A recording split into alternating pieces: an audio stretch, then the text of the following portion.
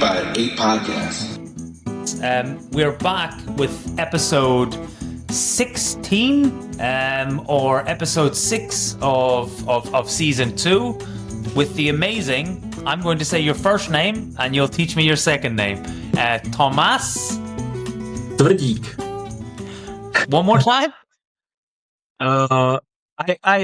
When I want to say it to some speaker or somewhere, I say Tvrdik, but the right pronouncement it's Tvrdik. Tvrdik. Tvrdik. It's a K on the end. Tvrdik. This is turning into a bit of a ritual where I'm learning how to pronounce people's surnames. Like the last 3 or 4 people that have been on the podcast, except for Tom Rogers, have had an alternate surname. I should say that, but that's good. Tvrdik. I've got it. Rock and roll. So we start the podcast. Everyone gets asked the same question in the beginning. If we are to remove the athlete from Tomas Tvrdik, how would you describe yourself in the shortest way possible? So you can't describe yourself as an athlete. How do you describe you as a human being? I'm a grown man. I'm not just an athlete. I'm a husband, father of 2, soldier, car enthusiast, and I think I'm a very competitive person. Maybe a little bit a leader type of a person, and that's probably it.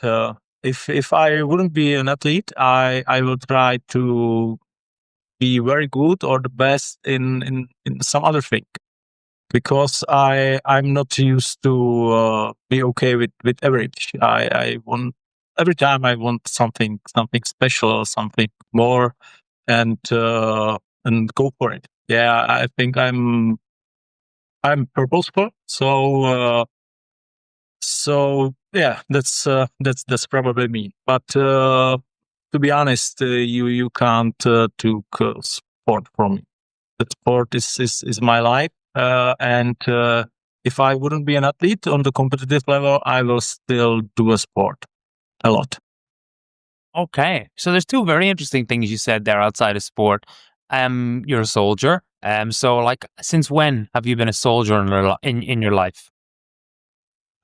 It's not a long time. I'm a soldier. I'm just 3 years in the military.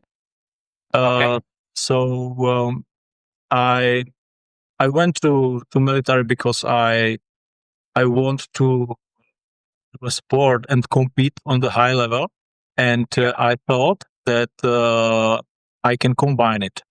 I can combine to be a soldier and to be a competitive high level athlete, and it's working. So I'm really glad that I did that step and joined the military, the army of the Republic.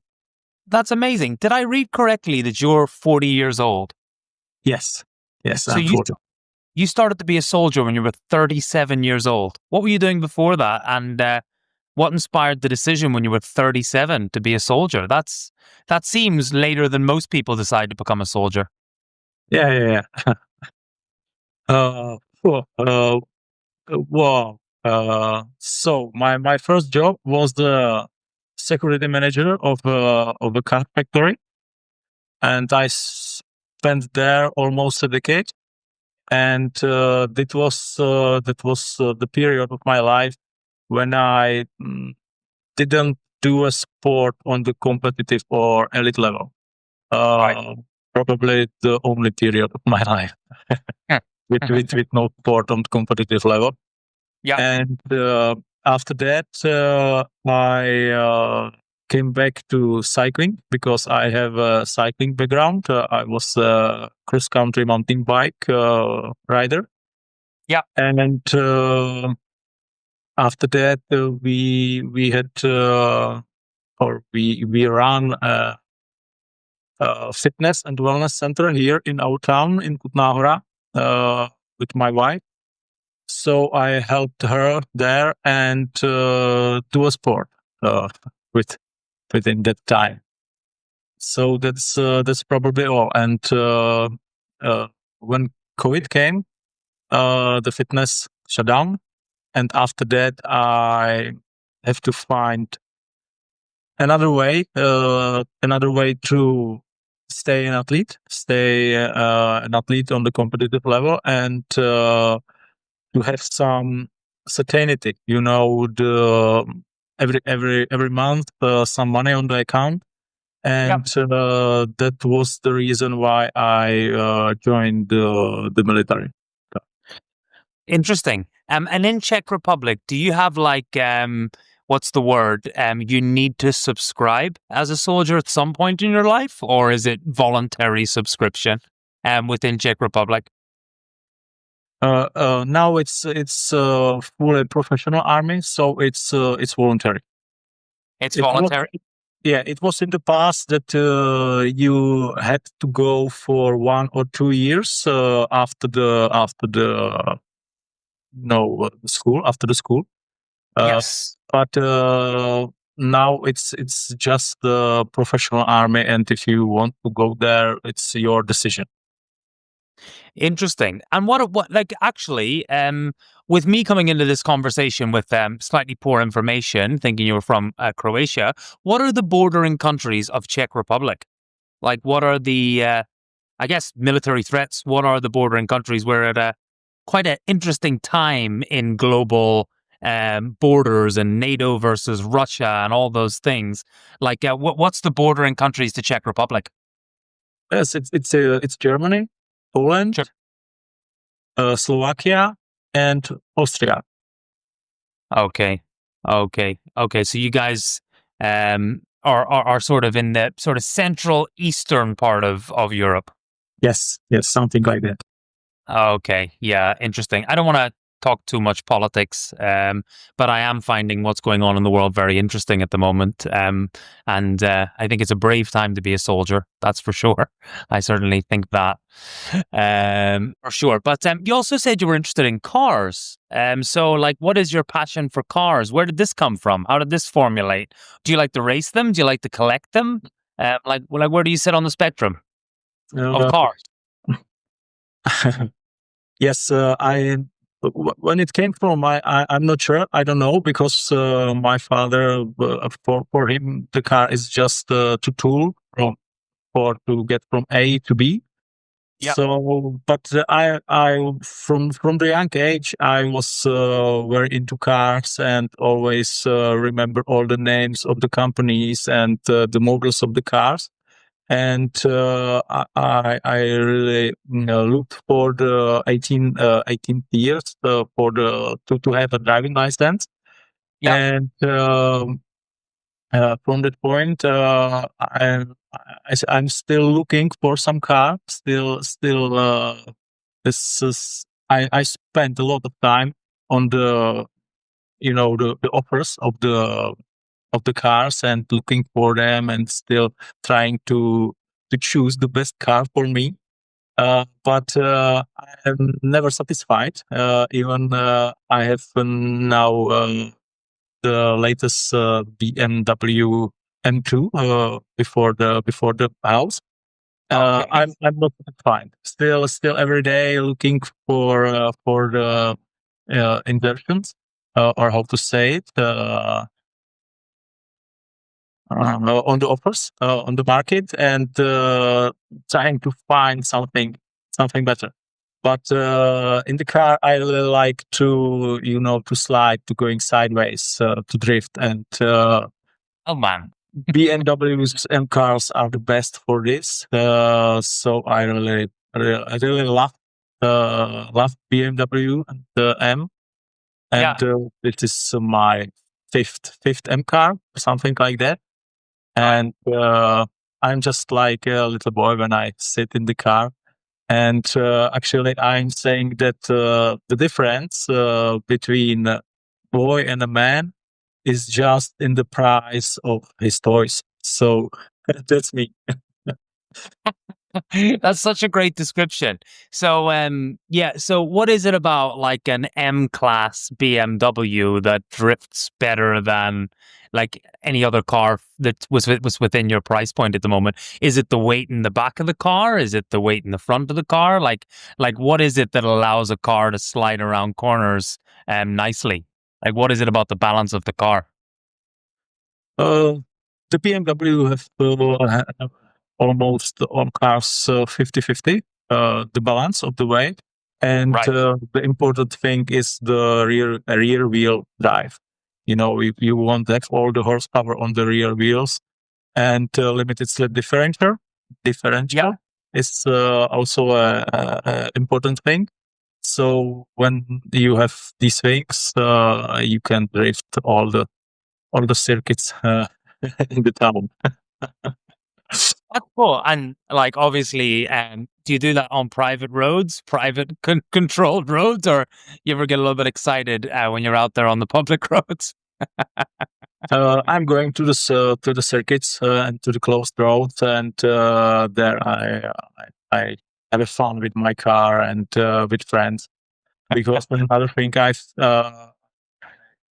thought is that if you have some hobby or something like that, it's very important to have someone to share the hobby with.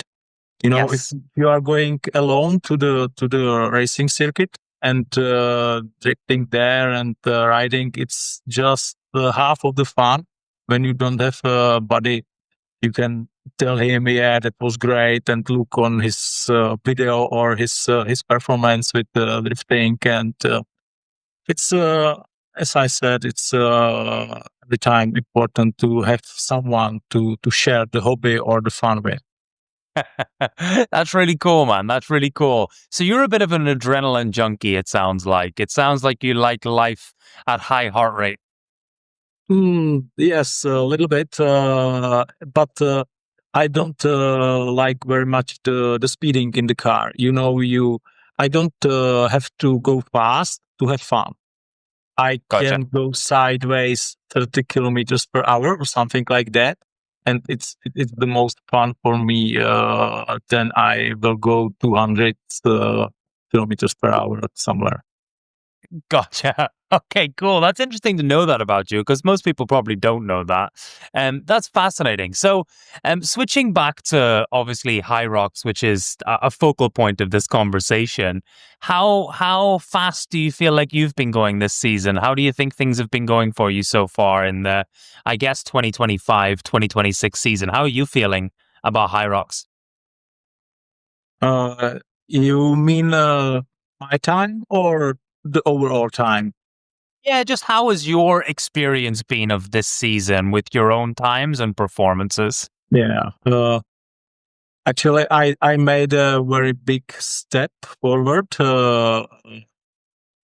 during the summer because I went 54-48 in Hamburg, Hamburg Major, and it was about 70 seconds or something like that, my PR, Yeah.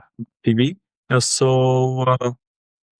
Uh, I hope I can repeat this uh, in the next major. Not in Melbourne. I hope in Phoenix, maybe worst in Warsaw.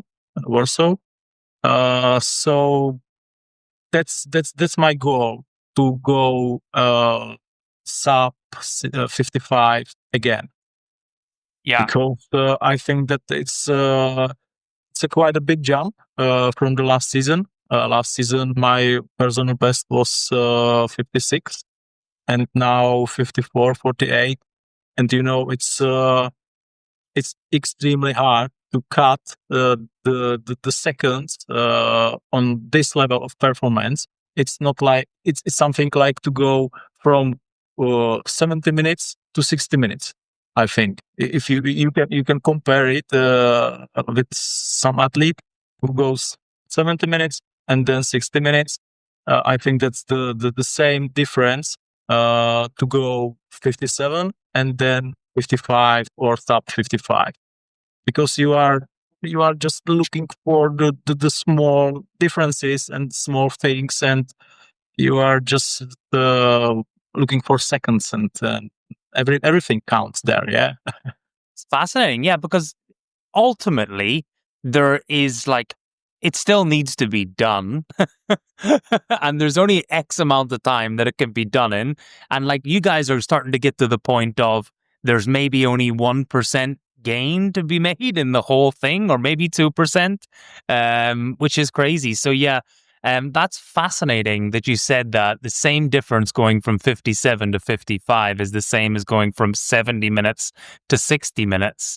It's almost like the 100-meter sprint, right? Like going from 15 seconds to 12 seconds is probably the same as going from like 11 seconds to 10 seconds, and then it just keeps sort of the fine margins just keep reducing and reducing. How have you found it this season to sit back? Not that you haven't raced, you obviously have, but to watch some of these guys that have turned fully professional and start to like not consistently, but like consistently, lots of people are dropping times in the 54s and 55s now. Have you seen that change happen in the last few months? And what do you think about that? Yes, I can see it because I'm still moving up in the ranking. Yeah, So, and my average of two races is 55:30, I think, and I'm yeah, 14. So now, so it's crazy how fast the other guys, mainly young guys, are going. And but I think it was expectable because the HYROX is still a young sport, and now it's very popular. A lot of people are diving into it and diving into it seriously. So they are training specific for that from the young age, and all transitions from some endurance sport, yeah, uh, and always the money makes play a role because the prize money in HYROX now it's interesting for from some good athletes from other sports, so they are going to try it, and yeah, that's the thing why I am thinking that the times will go down, and the difference between the elite athletes will not be minutes, but it will be seconds. Yeah, yeah, on the 60-minute race, there will be seconds in the finish line. yeah. So Yeah, for sure. And most of the money isn't even in the prize money. Most of the money is in the accolades of sponsorship money and partnerships and all those things, which is where a lot of people are experiencing great sums of money. So yeah, it's fascinating, and it's even more fascinating, Thomas, that you are doing it at 40 years old. Like, there's a difference in doing it at 20 and doing it at 40. Obviously, maybe you don't think that way, but even if we strip it back to going, your body's put more work through it in 20 years, the last 20 years, than theirs has in the last 1 or 2 years in the sport. It's still fascinating. So, yeah, I think pound for pound, you got to be one of the top guys in the sport right now. yes, thank you. Actually, it's harder every year, of course. Yeah, I feel every year now. But I have a great sports background because, as I mentioned, I started with cycling, and yeah, I built a huge engine in that period of my life. And after that, after cycling in about 21, I switched to the fitness guy and then to the strongman. So I lifted the concrete stones and pulling the trucks and these things. So and my maximum weight was 109 kilos, but I was you a little bit chubby. Sorry. you were 109 kilograms. Yes, yes. Oh my And God. in that time, I could bench 165 kilo and do the squat with 200 with nobody behind me, and lift more than 250 on the deck pull. Yeah. So I was pretty strong, and my endurance went to the side. But after a few years, I saw that if I want to be really competitive in the strongman, I have to use some anabolics or something like that, and it wasn't the way I wanted to go. So I totally switched my mind and went back to the cycling. Uh, lose about 30 kilograms in 3 or 4 months, and jump back to the cross country racing. Wow. And actually, in about one year of training, I was back on my old performance. The body really remember the endurance and the strength, and it really worked. It really worked, and it worked fast. Yeah. That's fascinating. With you being that strong in the past, do you need to do much strength work for HYROX, or you're mainly just conditioning your cardio engine? Like honestly, the weights must feel relatively light to you, even at your current body weight, because what your CNS is used to dealing with. Do you have to do much strength training at this point, or it's just engine work, really? No, I do mostly just one strength session in week, and Yeah. mostly it's weightlifting, because it's also dynamic. It keeps you. You have to have mobility and these things. Deep squat and the mobility in your shoulders, everything. Yeah. So I really like weightlifting, and it also thanks to my CrossFit, not career, but I did CrossFit for about 2 years or 3. Not on the elite level, on the HYROX, scale, or how to call it. But I was on about I think 5 competitions in CrossFit, and I won 4 of them. In the Oh, in the we have the sport category. It's the name here for the scale or RX athletes. yeah.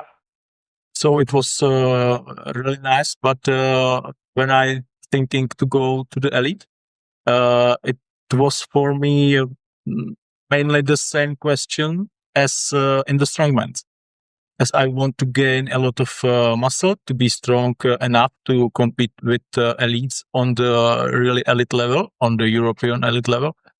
I have to be I have to be much stronger, and probably use something that will help me with, because I was 45, that's 45 years, and I didn't have time to do do all the work during during 5 years or something like that. Yeah. So I skipped this. Didn't went for elite competitions in CrossFit, and in the time I found HYROX, and everything changed. Everything changed. Yeah. Yeah. Okay. That's awesome, man. It's so great to learn this story about you. Like for me personally, I don't know whether for everyone else, that like out of all the athletes, I know probably the least about you, just like personally. So it's great to hear this story. But as a core part of this podcast, we design 8 questions for each of the athletes to get a rounded opinion. And I've got a bunch for you. So you sent me a DM prior to this call. I was talking about nicknames yesterday, just bullshitting. And you said your friends give you the nickname T1000, and you referenced it's because you were tough to train with, and no one could really keep up with you. So, like, my question to you is, who's your toughest training partner? And do you think for you to get to like the next level, which is like potentially world champion, that you need to fill your room with more difficult competitors? That's my question to you. Yes, actually, I have just one training partner in the last few years, and but he's not on my level, the fitness tracing. But he never give up. You know, he his ass is kicked on every session, every training, and Yeah. he every time asked what we'll do tomorrow. Yeah, and he's again there, and his mindset is brutal, and he made a huge progress. You know, when I started to do CrossFit, uh, there wasn't another CrossFitter here in my town. It's a small town, 20,000 people. Yeah. So I found him and changed him from bodybuilder to a CrossFitter. And Oh. now I changed him from CrossFitter to a fitness racer. So I'm taking him through my sport journey, and he's still going with me. And like I said, he did a huge progress, and it will be soon that he will be on the top level in Czech Republic. Yeah. But now we were in Hamburg, two guys from Czech Republic. You know, Richard Heineck was there too, and I think he's the future of Czech fitness racing, because the guy has so huge engine, and he's a big guy, powerful guy, and he is a multiple Spartan world champion, European champion, OCR champion, or I don't know, all his titles. Yeah. So he can do it. I think that if it will not happen now in Stockholm, that he will be on the podium, Yeah. it will be the next year, because he wants to dive in it, and when he will do it, when he will dive in HYROX, he will be the top three. And he actually does not live far away from me. So yes, as you asked, it could be my training partner who doesn't scare to train with me. So I think that he can push me to better results and better condition. Okay, cool. And we're going to switch things up as we do in this podcast. Czech Republic. What are 5 things that the world doesn't know about Czech Republic? Ooh, I don't know what the world doesn't know. Okay, so like, what is the most popular cuisine in Czech Republic? What is an invention from Czech Republic? These are just inspirations.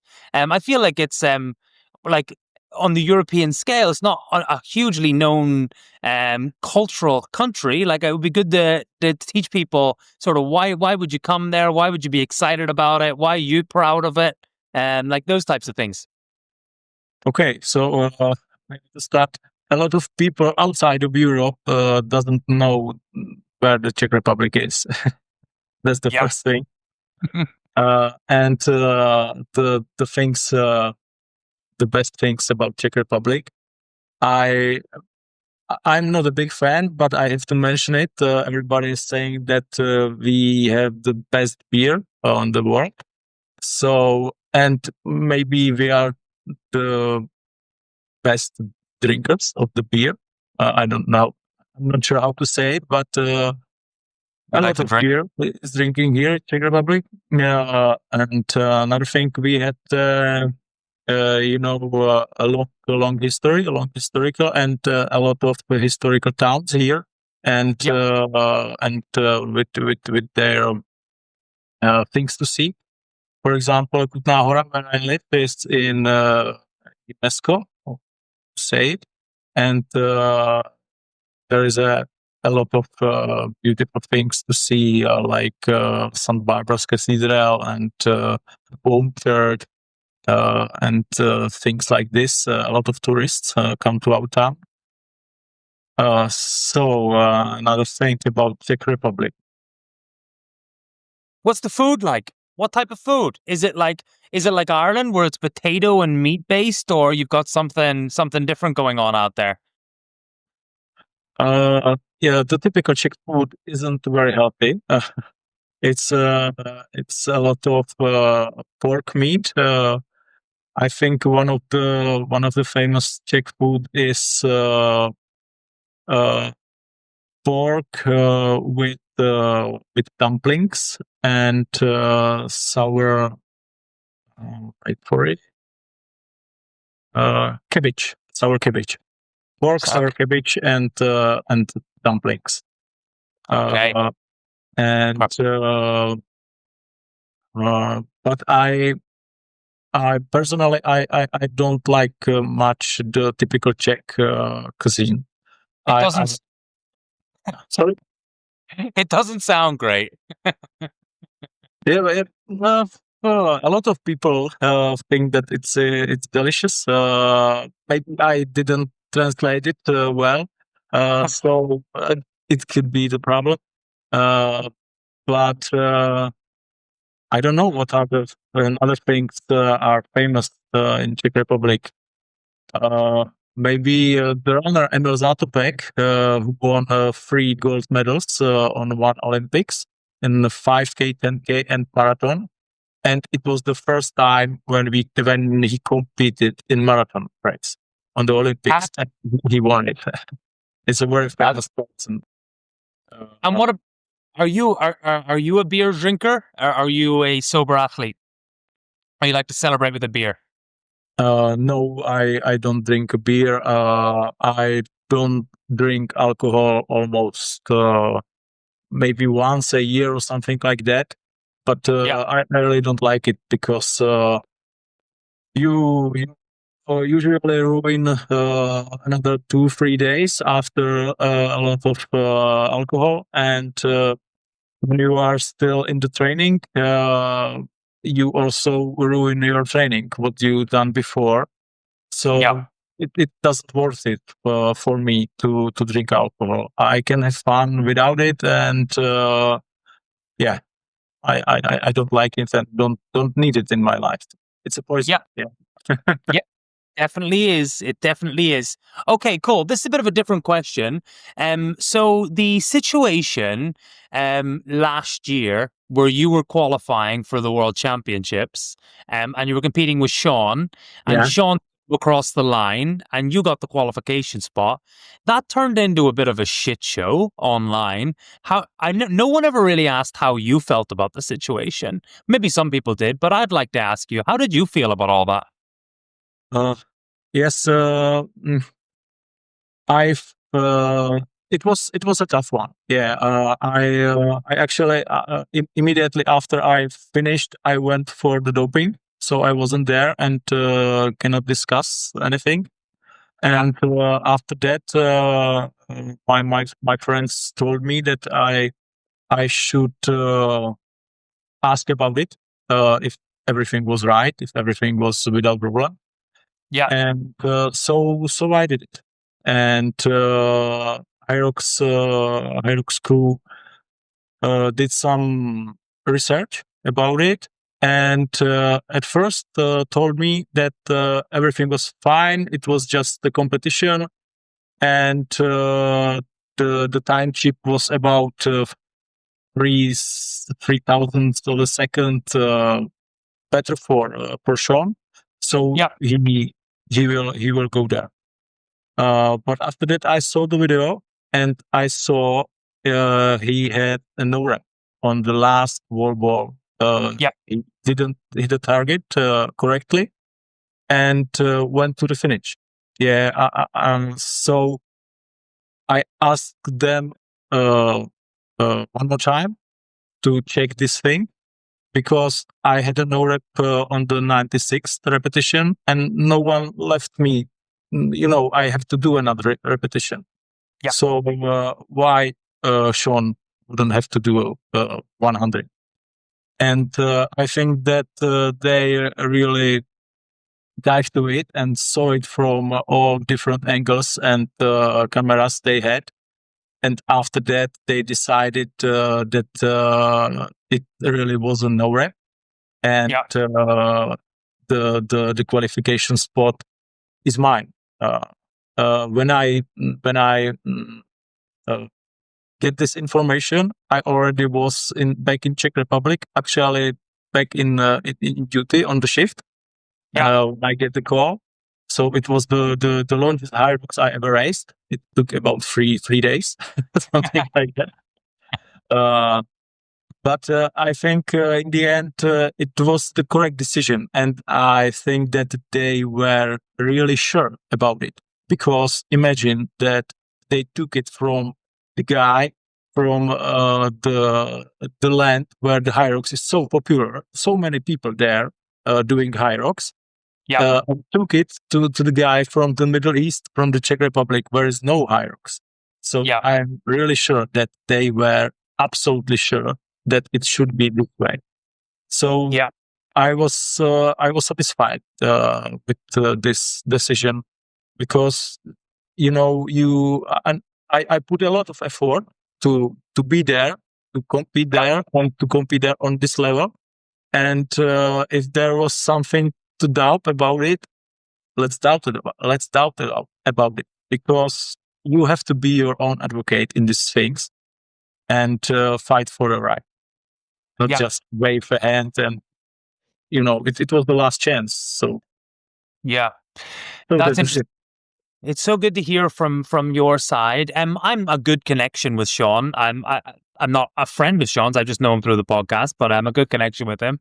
I think one thing that wasn't even really discussed was that Sean dove across your path as well, which could have been another reason for a disqualification, in my opinion. I never mentioned it at the time, but when he dove for the line, he sort of dove at your feet, which is an obstruction too. So I thought it was fair. It was good to hear things from your perspective. Let's try another question. Maybe one thing about this to jump to the finish line.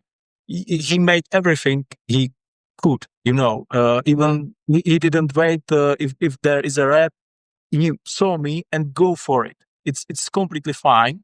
But the no rep, that's the thing. Yeah, that's the thing. And looking back on this, if I stand up when I fell down, stand up with a broken, collarbone, bone, something like that, because I had the arm under me. I think the perspective of looking at this thing was completely different. But nothing happens. So okay, let's see the time chip. Everything is okay, and we can move on. So it was a bad situation, and the worst thing about it was they didn't took a time to make a decision, and made the decision and then change it after a long time. It was the bad thing. If they took a time, said it's provisional and we have to investigate, and after that they made the decision, it's okay. But this was the bad situation, and my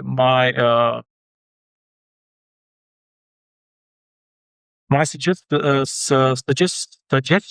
was to give the qualification to both of us, and have not three last chance qualifiers in Barcelona, but just two.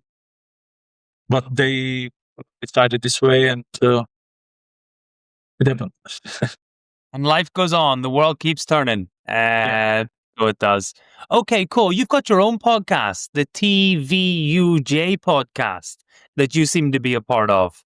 What's your ambitions with that podcast? Like, what is the themes of conversation? What is the purpose of the podcast for you? It'd be good to hear sort of your own view on the podcasting world. Yes, the podcast is from the gym where I train. And they are supporting me. I can go there every time, anytime I want. And it's the name of the gym is Tvůj gym, and it means yours gym in translation. Tvůj is yours. Okay. So it's the podcast with people who are trainers or clients in the gym. and do something interesting or something interesting on their life or their life path. So it was about this, and because I don't want to say it. I took the fitness racing to the Czech Republic. No one knows what it is, what Yep. HYROX is, and I bring it to the Czech Republic. So they were curious because it's starting to be a thing in Czech Republic too, and they want to chat with someone who's on the elite level and can uh, tell them what's going on. Yeah. Yeah, that's cool. Another question, once again, from a completely different angle. You spoke a little bit about at the start of the podcast about being a family man. You've got 2 kids, you've got a wife. I don't think a lot of people have heard you speak too much about that. It'd be good to understand your little family setup and how things are. And like, what age are your kids? How long have you and your wife been together? What was the founding story of that fundamental relationship in your life? What does it all mean to you? I'm personally a father of twin girls, 3 years old. My life changed so much in the last 3 years in my family. It'd be good to hear how your life is from a family perspective, your family. Yes, I have a great family. Not just my wife and kids. My parents too. They were very supportive in my sport path through my life.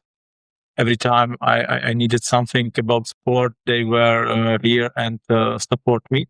As the same as my wife. I'm longer in my life with my wife than without her. So we are together more than 20 years. Wow. And my I have two children, a boy and girl. Boy is 15 now, and the girl will be 10 soon. So they are the boys almost grew up, you know, and Wow. he started to compete in fitness racing too. Cool. And he found his own way to it. I didn't force him anything.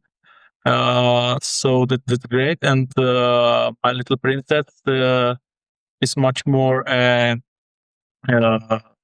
the artist way in singing and dancing and these things. And yeah, they are all great, and I'm super happy that they are healthy and the, uh, for my Yeah. health. Yeah, that's fascinating. You were a father from 25 years old. That's impressive. And I'm sure it was not easy for many years raising a kid at that age. You were still developing yourself.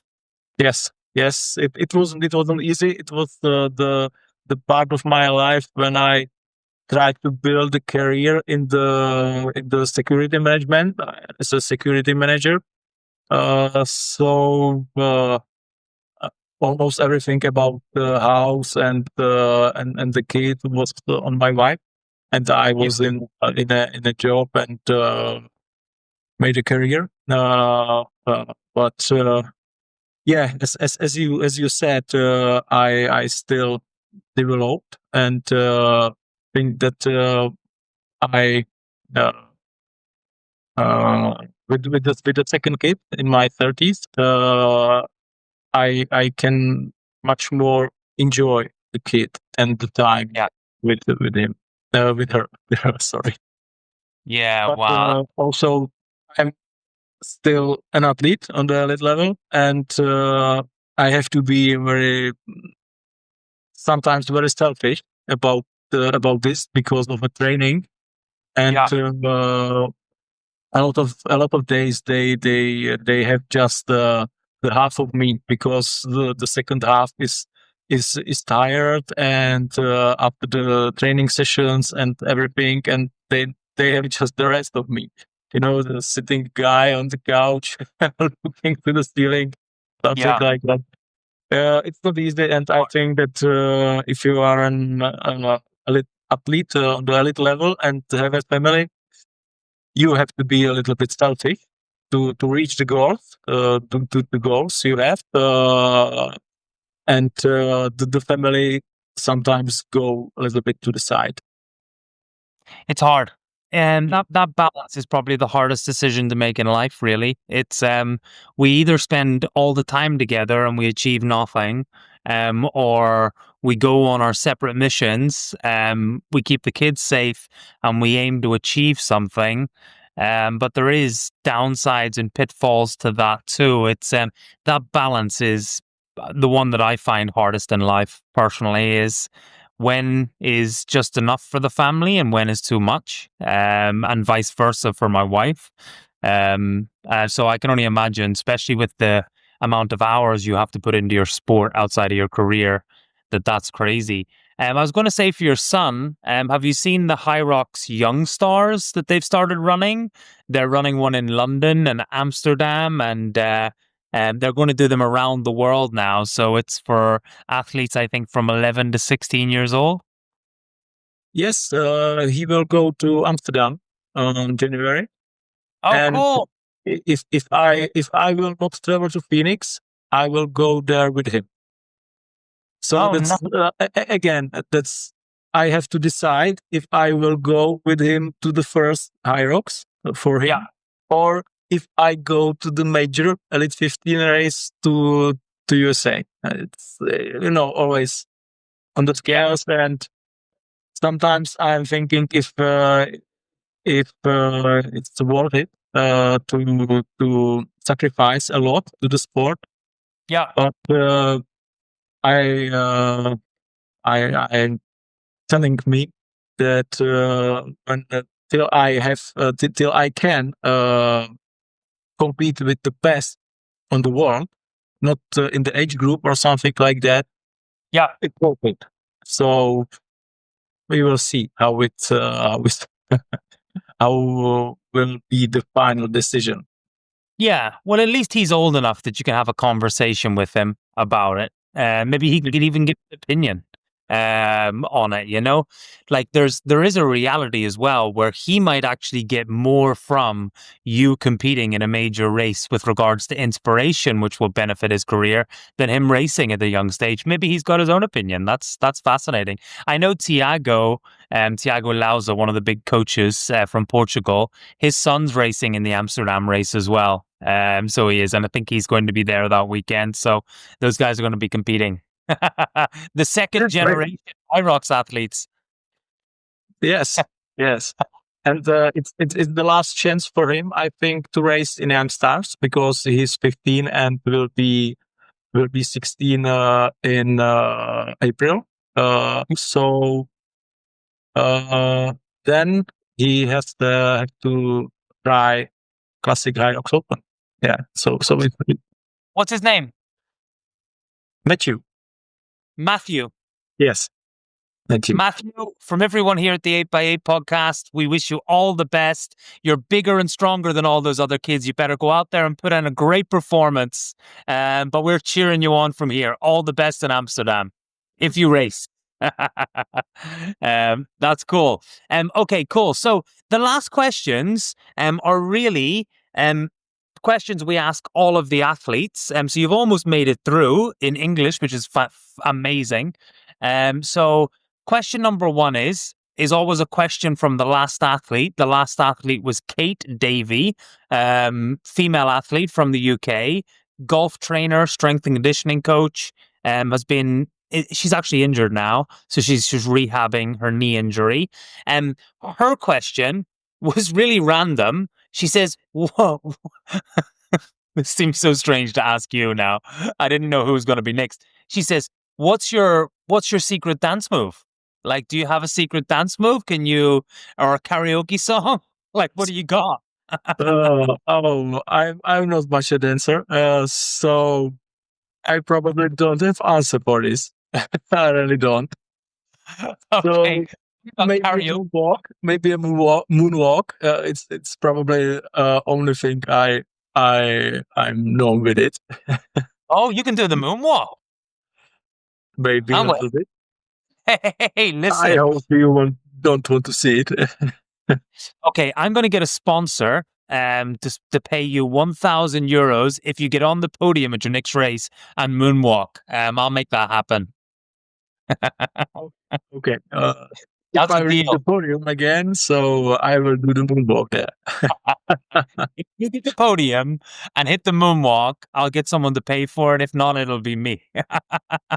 Okay, cool. So that's awesome. And then the next opportunity is you get to ask the next athlete a question. So the next athlete coming on the podcast is Charlie Botterill. Obviously, you've seen this kid pop up. He is insane right now. He's just on fire. What question would you like to ask to Charlie? Okay. Yeah, he's one of the guys from the new generation. Yeah, the younger athlete. And I actually here listened to a podcast with him. So I'm thinking he tell a lot of things there, but okay. The question is is he thinking that he will do the HYROX for life, like it will be his job, and for a long time, not just some 2 to 3 years period. That if he's thinking that his future in HYROX can be 10 years or something like that. A career. Yeah, So that's a great question. so that's it. Yeah. That's a great question. And it's an interesting question because I think people like, who have we got? So we got Jake Dearden. We've got people like Josh Van Zeeland from Australia. You have people like potentially even Graham Halliday and JK on the men's side that are and Alex, probably getting a little bit older now, but like those are guys that are certainly earning enough money to have careers within this sport. It's so interesting. Charlie's the right guy to ask, so I'm looking forward to hearing the answer to that one. That's cool. Then the last question that I have is this is a question for everyone that listens to this podcast that um, wants to improve their time. They're probably around about 90 minutes, maybe just less, maybe just more. And we always ask every athlete, if they came to you and they asked you directly, I need to shave 10 minutes off my time, but I've got 3 months to improve on one thing. What's the one thing that you would tell them to try and improve on? Okay. 3 months is a not short time, so you have a lot of time to do a lot of work. So probably build your engine, do the endurance thing, not just running, but the rower, ski, air bike, cycling, and try to add the station specific training. Do the burpees, do the wall balls, and these things in low intensity to this endurance training. If you are going for a long run, split it and do, I don't know, 2 to 300 meters of burpees in some parts, and get used to the movement. Get used to the movement and be efficient in the movement. Because when you are going to run and you are a cyclist, you have the engine, but you are not efficient in the running. You can push it through because you have the engine, but you are it costs you much more than the experienced runner. So, and I think that it's the same on the stations in the HYROX. If you want to be efficient on the rover, you have to sit on the rover for X hours, something like that. And the same in burpees, in wall balls. So make the endurance in all aspects of HYROX. I really love that answer. The fittest I've ever been in my life. I used to race Ironman, Thomas. You probably don't know that about me, but I used to race Ironman for about, I don't know, about 6 or 7 years. And the fittest I've ever been, you just get so bored of biking, running, and swimming. So, like 1 day a week or 2 days a week, I used to do these like really long, just cardio circuits, which might be like 100-meter kettlebell carry, 20 box jumps, 500 meters on the rower, a 400-meter run, like bench press, underbar rows. And I used to just set a timer for 90 minutes and just rotate. And it broke things up. You could just train all those different movements, but in a cardio manner. And I was the fittest I've ever been. And you're gaining strength endurance during that as well. I think that's something that's really underlooked at in HYROX is people, when they start to think circuit, they go higher intensity, but you can do all those things at a lower intensity as well for longer durations and build good foundations and efficiencies. I think that's what you're getting at, isn't it? Yes, yes, exactly. You can do 1, 2, or 3 burpees and then short rest to keep the heart rate low, and then Yeah. again 2, 3 and short rest. Because if you will do the movement slowly, you will teach another movement. It's not the same as in the race because you are doing it fast in the race. So do it fast in the training, but with a pulse. To keep the heart rate low and to reach the volume of the exercise of the repetitions you can do. Because if you go 100 meters all out, it will be probably the finish. Yeah, you don't want to do it again in the same session. So Yeah. do three fast burpees and 3 breath. Again, 3 burpees and this thing, because to be familiar with the movement, with the place where you are placing your hands on the ground. Yeah. And when you are standing up, you have to teach everything, and you have to be familiar with that. And then you don't have to think about that in the race because you are doing it automatically. So I, that's yeah. the thing I will recommend to people. Yeah. You know. People always associate cardio with cardio pieces of equipment. You can do cardio with anything. Just it's all heart rate range that you just need to work to. So I think that's a great reminder, especially for athletes that are doing around that time. They probably don't know that they can do that. So I think it's great advice. Okay, Thomas, we've done an hour. You've just spoke English, and for a whole hour in complicated conversation. So firstly, I want to congratulate you because I speak Spanish. If I was to speak Spanish for an hour intensely, I'd have a very sore head. So congratulations on that. I know it was a concern for you.